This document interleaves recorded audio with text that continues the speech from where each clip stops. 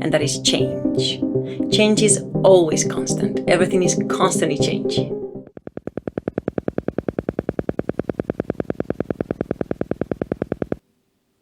There we go.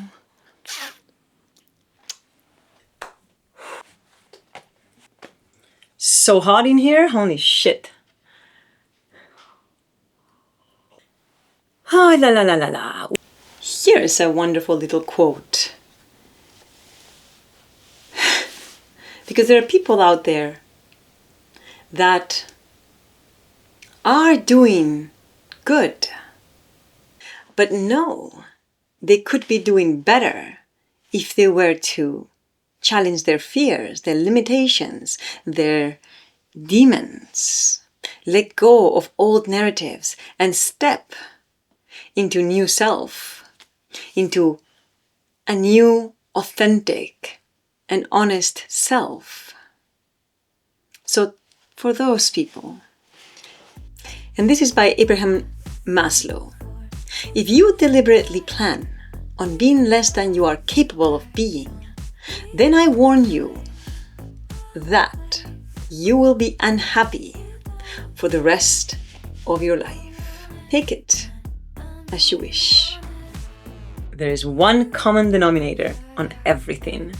And to be honest, this is the only thing that is constant, and that is change. Change is always constant. Everything is constantly changing. And this change is what everybody seeks, what everybody wishes, and what everyone wants. We all want that other place, that place that I have a fit body, that place that I want to have more money, that place that I have a nicer house, that place that I have a hot or better partner or someone is treating me better. We all want that other place, that place of change. My life now is changed. But many of us refuse or do not want to do the journey that takes you from where you are now to that place of change. These wishes of change, of this other thing we want, include more confidence, more stoicism, being more stoic, being less reactive, being less fearful, being more generous, or being perceived as these things, right? Often when we haven't done the work to get there and we say, oh, I want to be more confident, oh, I want to be... So it's not yet coming from the humility of having done the work and really being the confidence, being the generous, right? It's not about having confidence, it's about embodying confidence. And the only way you can get there is by going through the journey of achieving this, doing the work that then gives you the confidence. It's almost like it's born out of you. Because everyone desires something different. Yet most people chase external shifts while avoiding the internal work required for true transformation. Such is the paradox of change. We desire its effect, but resist its work. We desire its effect, but resist its work. The tricky thing about change is that we can trick ourselves into thinking we've changed when really we haven't at all. Because some people create perceived change by constantly changing their environment, their partners, jobs, or hobbies, which can give you the impression of change. But are you truly evolving?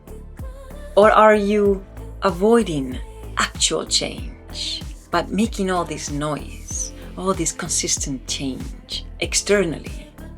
Is it a form of avoiding actual change? Switching jobs or partners isn't inherently growth.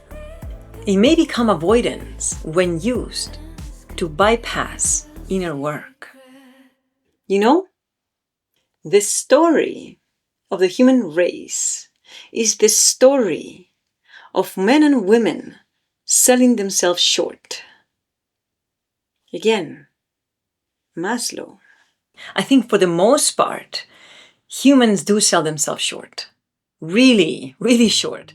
Majority of the population are not transcending to where they should be going. And it isn't about making more money. It isn't about fame. It isn't about bigger house, more car. It's about learning to live in your present moment so you can be fulfilled in your being and connect to the diverse landscape of our emotional being and capacities, even talents. But again, it isn't about becoming the best at something.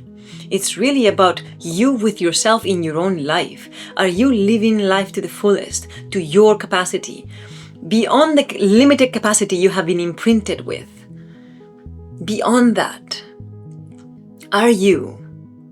It isn't about changing your job. If you're content, if you're fine in the job, it's okay. It's not about making more money, achieving more in this crazy rat race that certain countries are falling victims to, especially America. I know Japan, they're having a very interesting shift right now where kids, young adults are just not wanting to achieve more. They're not wanting, they're done. And so they're staying content with their job, not fighting for raises, not fighting to move up in the company, just not achieving more. I can see how we can come to a point of absolute exhaustion of the race to more. And newer technology, more phones, more cameras, more computers, more cars, better this constant shift or race of innovation. I can see how we can actually become exhausted of innovation as well. So it isn't about more, but it's about being present in who you are and being a complete human being that has the capacity to appreciate life for what it is, for the greatness that life is. Being able to walk outside and appreciate the weather, the plants, the trees, the sun, your family, food, peace. That's what it's about.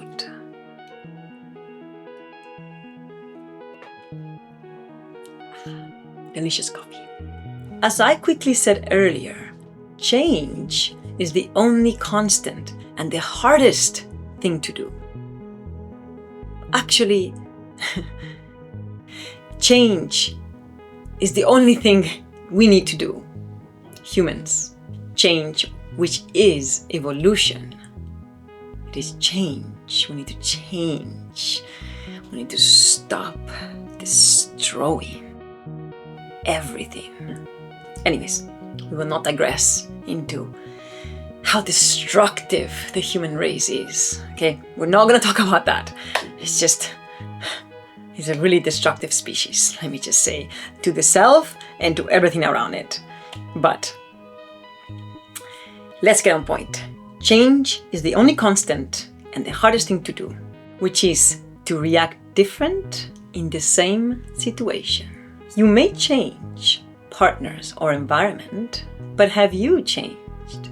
Has your core entered a new way of reacting, responding, and feeling? Or are you still carrying your hell inside you everywhere you go? Like baggage. That really is the meaning of baggage. It is your unresolved wounds. It is your internal chaos that you're repressing. So, when you run away, when you change place, partner, job, quickly, always avoiding, did you just take your hell with you? It's a very important question. You cannot imagine actual inner change. You can imagine having a bigger house, or more money, or moving to Paris. Let's get back on point. You cannot imagine who you become in the process of achieving your dreams.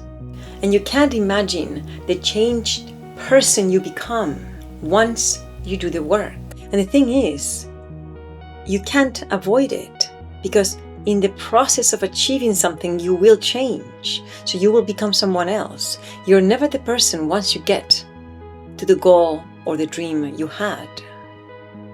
So the person that starts the dream is not the same person that gets there.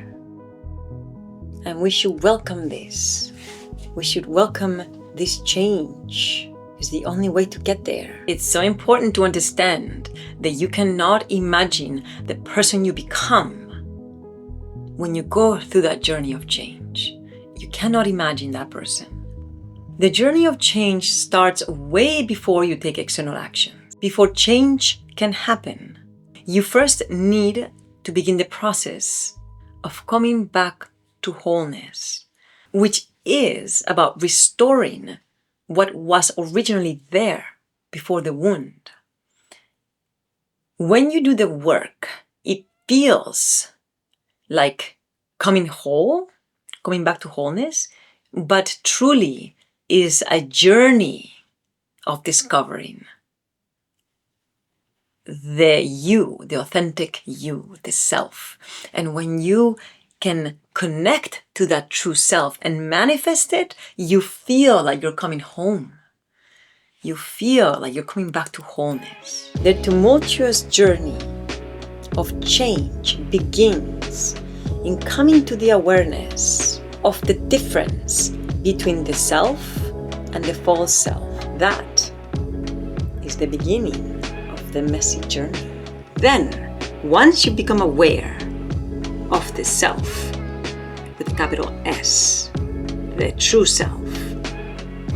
So when you become aware of the true self, you become aware of the false self.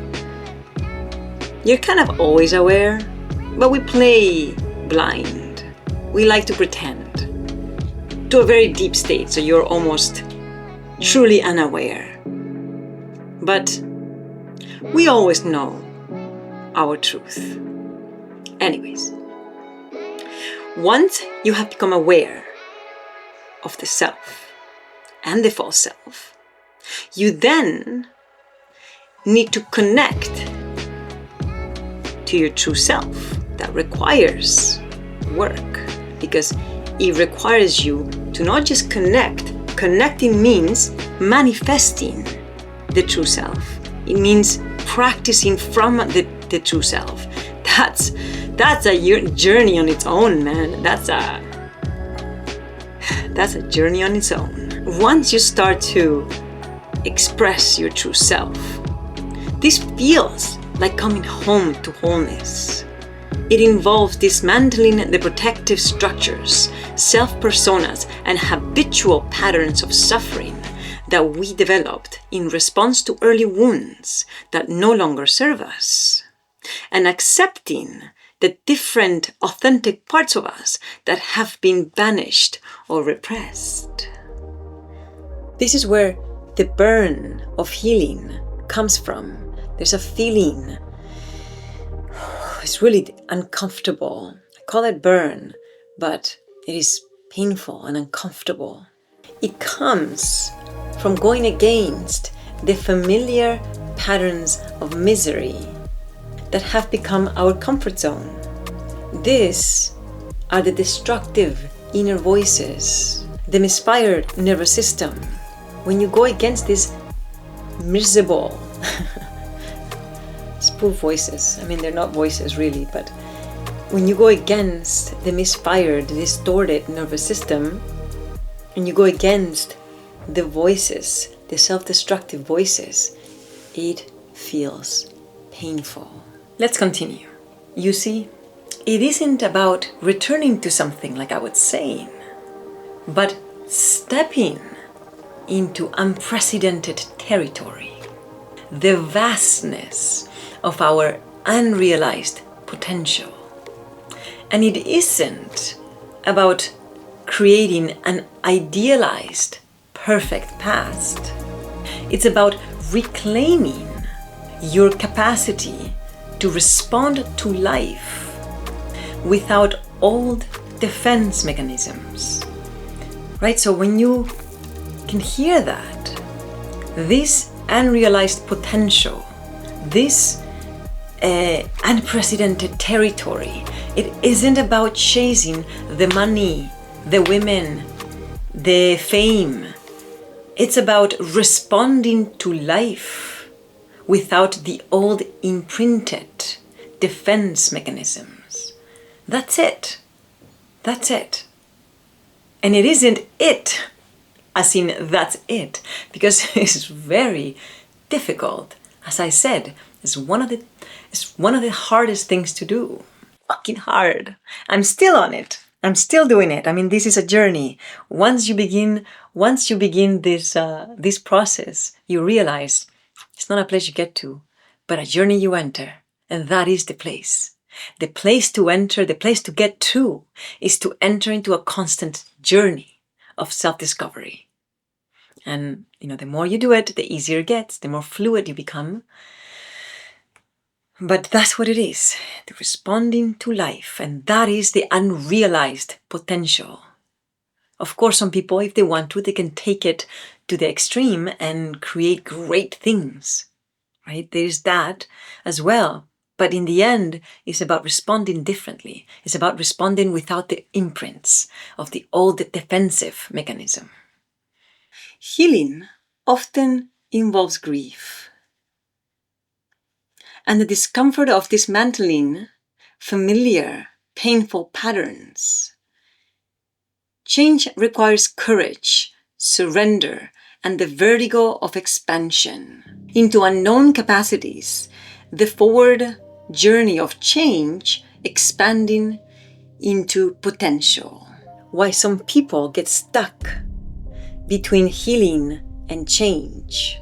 They may do significant inner healing work, returning closer to their authentic self, but then they face that cliff edge of potential, and then they retreat into familiar limitations rather than stepping into expansion. Each has its challenges. Understanding the self creates awareness. Healing addresses the wounds that prevents authentic expression. And change encompasses the actual journey and experience of transformation. So each builds upon the other in a natural progression. Not quite linearly. You're not really saying, I'm going to choose now to become aware, now I'm going to become healing, and now I'm going to do change. It isn't quite linear. We're not linear beings. Time is not linear. So it all kind of works together. But it's important to simplify it so it can be a practical journey that one can actually do. Because all these concepts can be quite abstract. Even the idea of transcendence. What is transcendence? Even change. I want to change. I can change. Like this idea of change, this word is used around a lot, but people don't actually realize what it takes. And there is different layers. So yes, I'm making it these very continuous steps. Step 1, you become aware. Step 2, you do the healing. Step 3, you do the change. But they are a lot more mixed, a lot more messy. They're a lot more messy, really. And slowly, as you practice all of them, they all kind of come into one, where the healing is the change. The change gives you healing, gives you more chances or opportunities to see where else you have limitations, right? So when you step into a new territory, you're going to get the opportunity to see other parts of you that you might not have been aware that are still holding limitations, right? So it is a journey of all of them kind of coming back together. But it's definitely important to understand that self-awareness does come first. And looking within and healing within is what naturally follows. And then stepping, and this is the part that a lot of people kind of stay stuck on, is then the terrifying journey of stepping into new grounds. And this is the change, the external change. I have been there. Me, myself, and my demons. We've been there. The demons. Our demons, indeed. I've had tea time with my demons, and I will do it again and again and again. It is the only way to have them work with you and not against you, limiting you, paralyzing you, destroying you. It's really self-destructive, these demons. So, the paradoxical nature of change is that the very process of healing often requires us to leave behind coping mechanisms and identity structures that, while ultimately harmful, have become very familiar and even comforting in their predictability. Now, I think this is super important. I keep saying, I said it earlier, this is super important. So, the internal growth you get in the process of becoming is unimaginable. This unimaginable, it is why a lot of people don't change. Because they cannot see the person they become once they choose change. And here are the dangers of wanting quick results or having glory given to you easily without the arduous journey of creating it yourself, which is the journey that makes you into a wiser person, enabling you to be able to sustain that new self, which is the journey that makes you into a wiser individual. Yes, you eliminate the process of change and growth. You eliminate it, and with it, you do not get the wisdom of the journey of change. And without that wisdom, you cannot sustain the new self. Because this is the thing. When you change, when you get that money, when you get that new house, when you get that new partner that you love so much and they are the most beautiful, person you've ever been, the only way you can sustain that new level that you stepped up to is if you have the skills to sustain it. And the only way to get those skills to sustain it is to create that new self yourself. This reminds me of people who win the lottery and end up in a worse place. As in, they lose all the winnings and end up in deep debt. It's because they didn't have the skills on handling that much money because they never made it. Although I would know what to do with it. Marianne Williamson said, "Our deepest fear is not that we are inadequate. Our deepest fear is that we are powerful beyond measure." Fascinating. I learned this in the process of researching for this episode. I was always afraid of failure. But I realized there's definitely a fear of expansion because it requires you to hold more responsibilities, to have bigger impact, to be seen. To be seen. Anyways, I will not get into the being seen. There's something genuinely frightening about stepping into a new way of being. Even, and this is sad, even if it's healthier than what we've known before. I think I talked about this in the healing episode, that the unknown is terrifying. So when we go from the misery that we know to a healthier state that we don't know, our body fires danger. Our nervous system. So you feel absolutely terrified. And then you go back to the misery you know and stay there in that comfort zone. It's terrifying. But yet so rewarding to do.